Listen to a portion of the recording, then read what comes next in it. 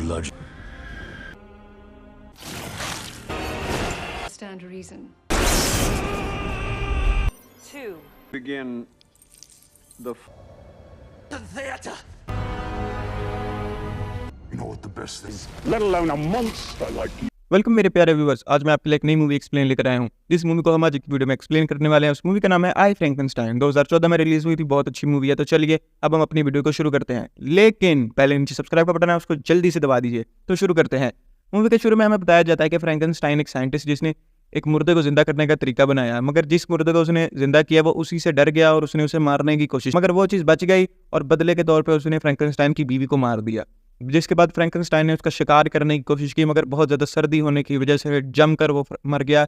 मगर फिर उसी फ्रैंकेनस्टाइन के मॉन्स्टर ने उसे उसी के कब्रिस्तान में दफना दिया। जिसके बाद हम देखते हैं कि कुछ लोग वहाँ पर आ जाते हैं और उसे पकड़ने की कोशिश करते हैं और हमें पता चलता है कि ये लोग इंसान नहीं बल्कि डीमंस हैं। मगर लड़ाई के दौरान वो उन डीमंस में से एक को मार देता है, जिसको कुछ गारगोयल्स देख लेते हैं और आकर उन डीमंस को मार देते हैं और एडम को अपने साथ अपने कैथेड्रल यानी कि अपने किले में ले जाते हैं, जहाँ पर गारगोयल्स उसे पकड़ लेते हैं और वो उसे मारना चाहते थे, मगर गारगोयल्स की रानी उसकी जिंदगी बख्श देती है और उसे बताती है कि उसको पकड़ने के लिए कुछ डीमंस भेजे गए थे जिन्हें नबेरियस ने भेजा था और नबेरियंस डीमंस का प्रिंस है। इसके बाद गारगोयल्स की रानी उसका नाम एडम रख देती है और उसे वहां से जाने की इजाजत दे देती है। जिसके बाद वो वहां से कुछ हथियार लेता है और चला जाता है, मगर डीमंस उसका पीछा करना नहीं छोड़ते। इसकी वजह से वो भी अब डीमंस का शिकार करना शुरू कर देता है और एक डीमन हंटर बन जाता है। फिर बहुत अरसे बाद वो वापस उसी जगह पर आता है कुछ डीमंस का पीछा करते करते, जहाँ पर वो एक डीमन को पकड़ लेता है और उससे नबेरियस के बारे में पूछता है।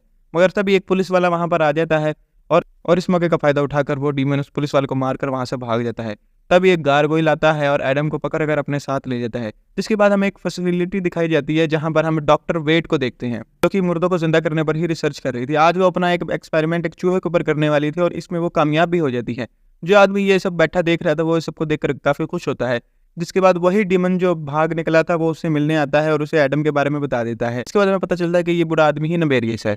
दूसरी तरफ गारगोयल्स एडम को पकड़ लेते हैं और उसे जंजीरों में बांध कर कैद कर लेते हैं, क्योंकि उसकी वजह से एक इंसान की मौत हो गई थी। जिसके बाद रानी कहती है कि वो तब तक यहाँ रहेगा जब तक वो अपनी ज़िंदगी को अच्छे तरीके से इस्तेमाल करना नहीं सीख लेता।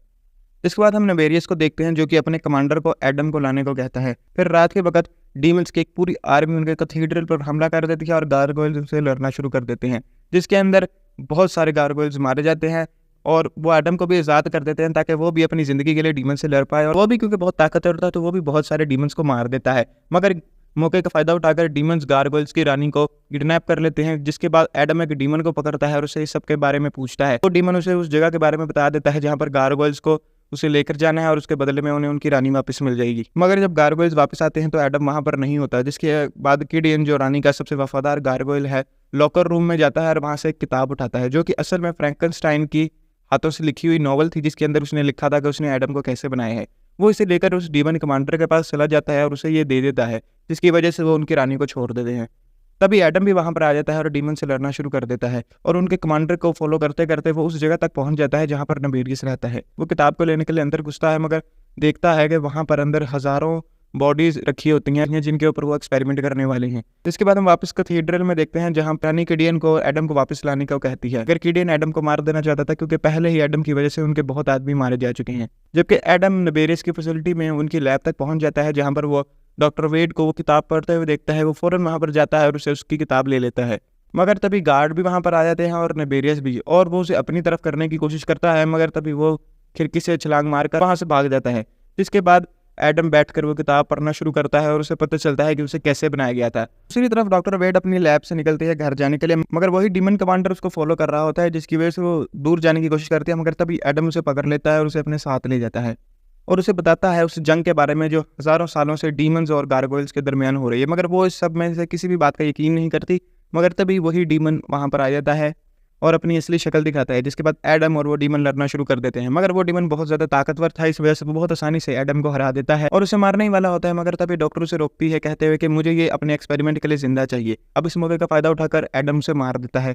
जिसके बाद एडम उसे उस जगह लेकर जाता है जहाँ वो रुका हुआ था, जहाँ पर डॉक्टर उसकी मरहम पट्टी करती है। बाद में वो जर्नल भी पढ़ना शुरू कर देती है, जिसके बाद वो अपने फादर को फ़ोन करती है और उसे उस लैब से बाहर निकलकर उससे मिलने का कहती है। जब वो जा रही थी तो एडम उसको अपनी छुरी भी दे देता है हिफाजत के लिए। जब वो अपने फादर से मिलने जाती है तो डीमन उसे पकड़ लेते हैं, जबकि एडम वापस जाता है कैथेड्रल और गारगोयल्स की रानी को नेबेरियस के प्लान के बारे में बता देता है, क्योंकि एक डीमन की रूह सिर्फ एक ऐसे जिस्म पर ही कब्जा कर सकती है जिसमें रूह ना हो, जैसे कि एडम का है, और एडम में कोई रूह नहीं है। इसी वजह से नेबेरियस फ्रैंकनस्टाइन की रिसर्च पर बहुत सालों से काम कर रहा है ताकि वो हर उस डीमन को जिनको एडम ने और गारगोयल ऑर्डर ने मारा है उनको वापस जिंदा कर सके और इन सब को ख़त्म कर सके। अब ये सब सुनकर रानी को अपनी गलती का एहसास हो जाता है और वो उससे कहती है कि हमें जर्नल को तबाह कर देना चाहिए, मगर एडम कहता है कि मेरे पास नहीं है, अब मुझे एक इंसान की हिफाजत करनी है, और ये कहकर वहाँ से चला जाता है।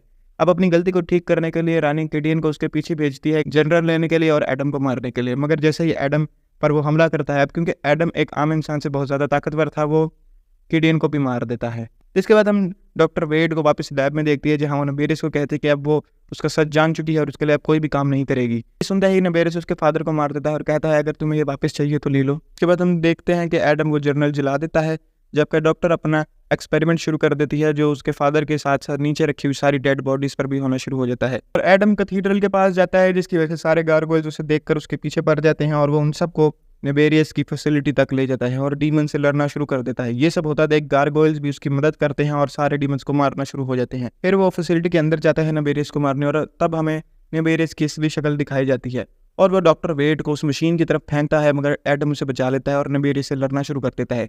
मगर नेबेरियस उसे पकड़ता है और एक अजीब सा मंत्र पड़ता है, जिसकी वजह से सारी डीमंस की रूह हेल से बाहर निकलने शुरू हो जाती हैं और एक रूह जाती है और उसकी बॉडी के अंदर भी घुसना शुरू कर देती है, जो कि असल में नेबेरियस के बेटे की सोल थी। वो कहता है आओ मेरे बेटे, मगर नेबेरियस के बेटे की रूह एडम के ऊपर कब्जा नहीं कर पाए, जिसकी वजह से एडम फौरन नेबेरियस को मार देता है। अब नेबेरियस के मरते ही पूरी की पूरी बिल्डिंग गिर जाती है और उसके नीचे पड़ी हुई वो पूरी की पूरी मशीन भी हो, जिसके साथ सारी की सारी डेड बॉडीज भी तबाह हो जाती हैं। फिर गारगोयल्स की रानी एडम और डॉक्टर वेड को बचा लेती है और उन्हें अपने साथ कैथेड्रल ले जाती है। जब एडम पूछता है कि तुमने मुझे क्यों बचाया, तो वो कहती है क्योंकि तुम्हें आखिरकार अपनी ज़िंदगी का मकसद मिल गया है और अब एडम इंसानियत को बचाएगा और डीमंस को मारेगा और डीमंस का डिस्ट्रॉयर बन जाता है। और इसी तरह हमारी मूवी ख़त्म होती है। तो जल्दी से लाइक करो, शेयर करो, सब्सक्राइब कर दो। मुलाकात होगी अगली वीडियो में। अल्लाह हाफिज़।